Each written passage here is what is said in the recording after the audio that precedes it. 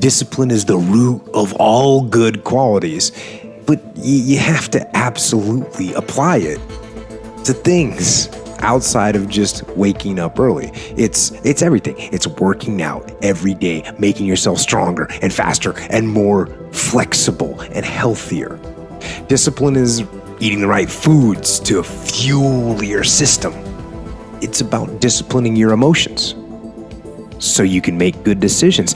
It's about having the discipline to control your ego so your ego doesn't get out of hand and control you. It's about treating people the way you would want to be treated and doing the tasks that you don't necessarily want to do, but that you know will help you or help your team. It's about facing your fears. It takes discipline to face your fears so you can conquer them. And that's what discipline is. Discipline means taking the hard road, the uphill road, to do what's right for yourself and for other people. It's so often the easy path that calls to us to be weak for that moment, to break down for that moment, to give in to the desire and the short-term gratification. But the discipline will not allow that. The discipline calls for strength and fortitude and will. It won't accept weakness. It won't tolerate another breakdown. The discipline can seem like it's your worst enemy, but the reality is, discipline is your best friend. It will take care of you like nothing else can, and it'll put you on that path, the path to strength and health and intelligence and happiness. And most importantly, it'll put you on that path to freedom.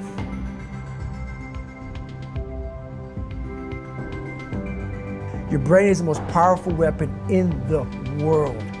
Once you put away your phones and your computers and all that shit we have nowadays, that's great. We're up to date. Your brain is the only thing you have when you're going through depression, when you're going through hard times, you're going through death, real life shit. You can't Google that shit, man. You're alone. You're alone. You may have a shrink you're going to, you may have a best friend you're going to, but there's 24 hours in the day where you're alone in this brain. And your brain is talking to you in all kinds of ways. And it wants to control you and pull you in these different pockets. If you can't control your own brain and your brain controls you, you're fucked. You gotta tell your brain where you wanna go and how you wanna go and how you wanna get there. You gotta control it. If not, it's over. How am I gonna fucking make this work? And all I knew back then was hard work. The only way anything gets accomplished. That's all I heard back in those days. You gotta work hard. I realized if I keep going back and going back and going back,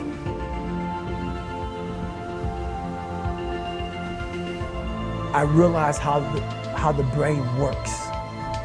I figured out how the brain works. I'm a scared kid, and that's what gives me so much power. I had no foundation, and I built this off of just researching the mind. The feeling you get is basically invincibility.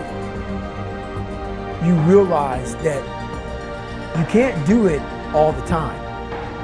When you need to do it, I know I can go to a place that I can live in. And when you know that you can run on broken legs and you can do certain things that a lot of people can do, but they're not willing to do, this power, this sympathetic nervous system of fight or flight, and you're fighting.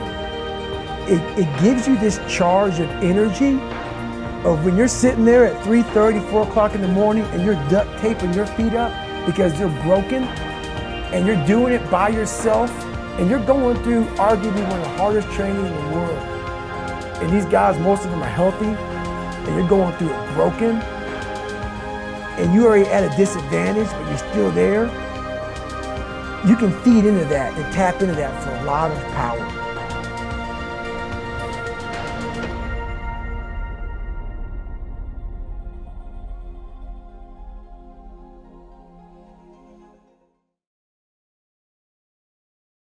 the one thing they all have in common, I think, is they're hungry.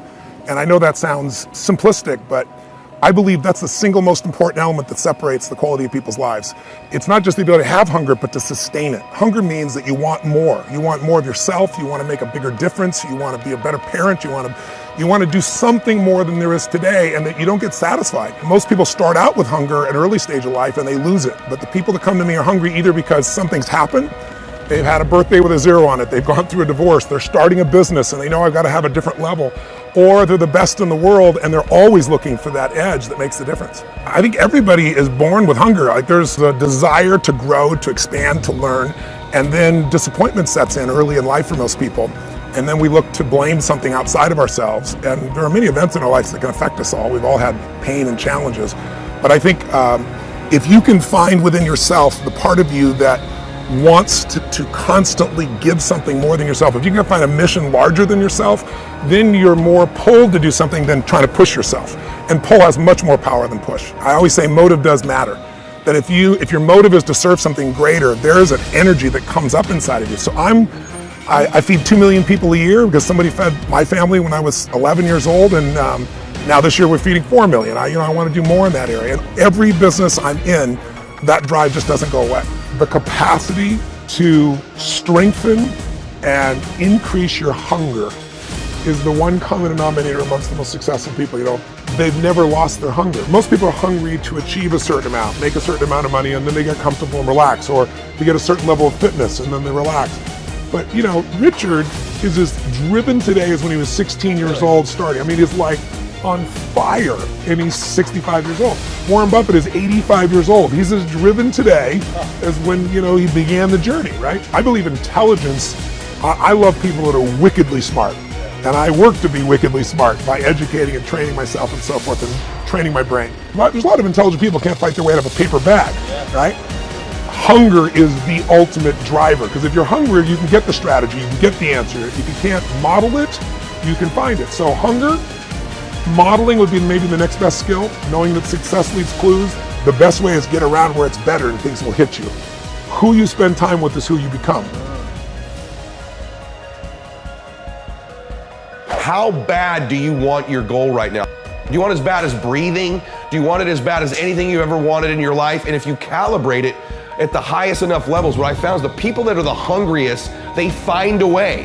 When you know why you want something, when it's desperation, the power of being desperate is something that most people avoid. They think desperation is a weakness. And I'm here to tell you, desperation is one of the most powerful emotions you could possibly possess, because when you're desperate, you find reserves and reservoirs of ideas, talents, and a strength that you don't know you have when you find yourself in a desperate situation. So ironically, the one thing most people avoid in their life, hunger, which is caused by being desperate. When you're starving, you become desperate. So the number one thing we need more than anything to win is hunger, which comes from a state of desperation. Yet we're constantly trying to comfort ourselves in the real world to avoid the state of being desperate. And I'm telling you that I think you need to embrace desperation again in your life. Like, do you want it so bad that you're desperate for it? See, in a fight, you show me two people. This is why it's so hard to repeat as a champion in the fighting game. Because you show me someone who's up and coming, who's hungry for that title, who's never had it before, who can taste it, who knows if they win that belt, their whole life's gonna change. They're gonna be champion of the world, all the endorsements, all the money, all their family life, all their parents' lives are gonna change. You show me somebody chasing that, hungry for it, against someone who's just trying to hold on to a title. And that's why most of the time the challenger beats the champ. It's hard to repeat as a champion because the hunger goes down just a little bit. The greatest athletes, the Kobes, the Bradys, the Jordans of sports, have a way of feeding their hunger all the time and increasing it. What separates them isn't just their work ethic, isn't just their talent, although those things matter, isn't just they practice more. What separates them is they're just hungrier. They somehow find a way as they climb up the ranks and win championships to get even hungrier for more, where 99% of the athletes lose just a little bit of their edge once they get that first championship, that first pro contract, that first big amount of money, that first world championship. They just lose their hunger a little bit. And then there's the elite. They get hungrier. It feeds the beast.